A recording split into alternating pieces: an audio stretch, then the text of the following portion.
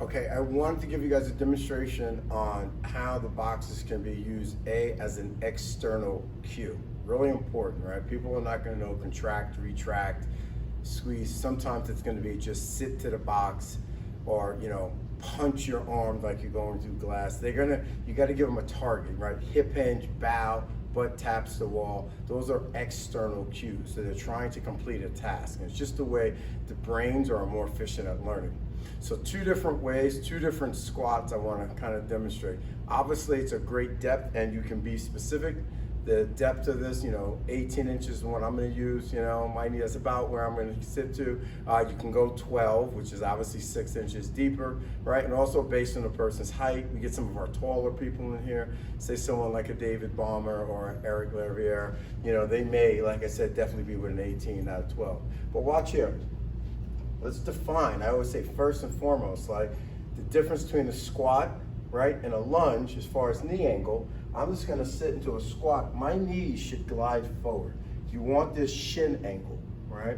Again, knees are gonna go aligned over toes, right? So I'm looking at this angle, and this angle, right? So whether I'm holding a kettlebell, whether I'm holding a sandbag, right, on the shoulder, wherever the loading position is, but someone's ability to squat, and again, tap. I don't wanna sit down and do this, and then use the momentum of my torso to get back up, right? More importantly, I'm using it, once I feel a little graze, I come right back up. So that's just a simple bilateral with some of our older people, a great learning tool as far as quality of depth, or sometimes speed, and I've mentioned that. They're not getting the quality range of motion, which is gonna affect muscle engagement, which is gonna affect overall strength, right?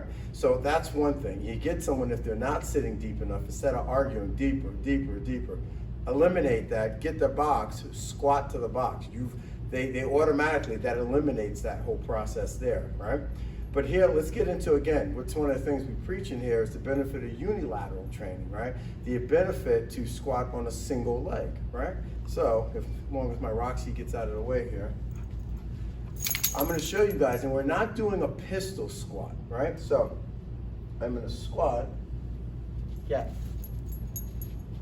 and now, watch here. I'm gonna get one leg up. So first, I gotta create stability in that single leg.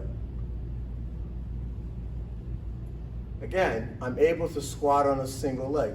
Pistol, legs out, right? And we're going down, which there's data that you're gonna have to flex the spine. Watch my back angle. I can still, even me with my bad knees, go here.